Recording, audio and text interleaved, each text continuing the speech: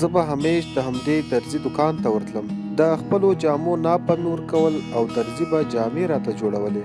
یوه ورځ داسې وشول، زه خبر نه وم چې درزي په دکان کې خفیه کمره لګېدلې ده او دا هر څه به رسوا شي. سلامونه او نیکې هیلې ملګرو، ډېره د فن نه ډکه کیسه ده. امید ده چې ویډیو تر اخره را سره وګورئ او له دې سره له تاسو ټولو څخه هیله کوم چې زموږ چینل پښتون ټایم در سره ضرور سبسکرایب کړئ او خوا کې ورسره د ګنټي نشان ووهئ ترڅو زموږ داسې خوندورې ویډیوګانې تاسو ته په وخت ورسیږي.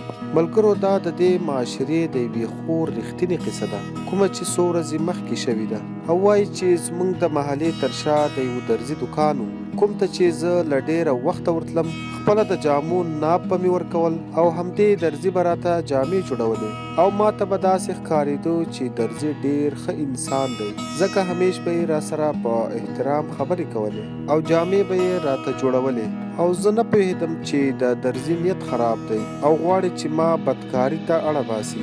نو یوه ورځ له ډېرې مودې وروسته د همیش په شان یو ځل بیا د همدې درزي دکان ته ورغلم او غوښتل مې چې درزي راته جامې جوړې کړي. نو لکه څنګه چې زه نه پوهېدم او د درزي ارادې ما ته ښې نه ښکارېدې، نو درزي راته وویل چې له ډېرې مودې وروسته راغلی یې، نو شاید په ناپ یا د جامو په اندازه کې دې تغیرات راغلی وي، نو چې باید نوی ناپ دې واخلم. نو ما هم ورته هو کړل. نو کله یې چې ناپ اخیستل شروع کړل، د ضرورت نه زیات یې د ناپ اخیستلو کې وخت ضایع کول او کوښښ یې کول چې زما په بدن باندې لاس ووهي. نو په همدې زه پوه شوم چې درزي نن په بله هوا کې ده او ارادې یې راته ښې نه ښکارېدې، لکه څنګه چې درزي په دکان کې خفیه کمرې هم لګولې وې. نو ما کوښښ وکړ چې لومړی درزي په ارامه باندې پوه کړم او ورته ومې ویل دا کوم حرکات چې ته کوې داسې مه کوه، ته به هم په کور کې خور او مور لري، دا یوه اسلامي او پښتنه ټولنه ده. ما درزي ته همدا لیکچر ورکول. نو درزي پوه شو چې دا ښځه خو انکار کوي، نو ما ته ګوري او اشارې راته کوي چې هیڅوک به هم خبر نشي، ته بس یو ځل ها وکړه. ما چې کله د ده اشارې او د داسې کړنو حالات ولیدل، نو زه ورته غوسه شوم او فکر مې کول چې اوس د دې څه علاج وکړم او څنګه د دې بلا څخه په عزت ځان خلاص کړم. زه په همدې سوچ او فکر کې وم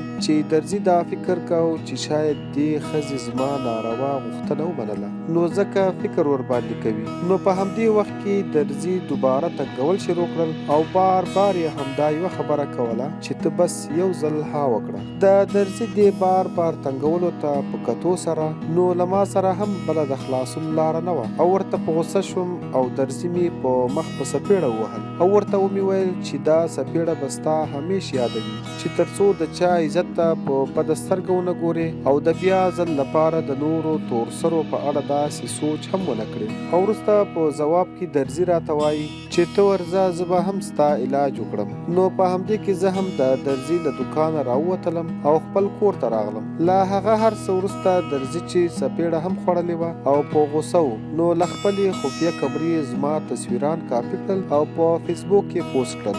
یوه ورځ دغه تصویران د دې ښځې خاوند په فیسبوک ولیدل او په ډېره غوسه راځي او د ښځې څخه د دې تصویرانو په اړه پوښتنه کوي او ښځه هم د درزي د دکان ټوله قصه کوي او ښځه خاوند ته وایي چې زه نه یم خبره چې درزي څه وخت زما تصویران اخیستي دي. خو د ښځې خاوند د خپلې ښځې په خوله یقین نه کېدل او په زړه کې یې عجیب قسم سوچونه راتلل. خیر، د سړي زړه صبر ونه کړ او فیصله یې وکړه چې زه به له درزي څخه د دې ټولې قصې پوښتنه کوم او په غوسه له کور څخه ووتل او پولیسو ته ورغی او په تاڼه کې ریپورټ درج کړ.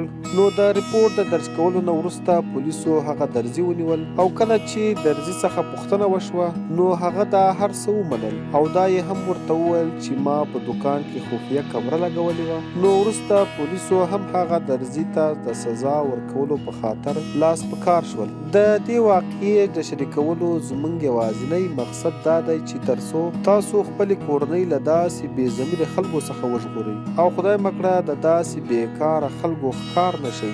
زموږ د نن ورځې ویډیو همدومره وه. امید ده چې ویډیو به مو خوښه شوې وي.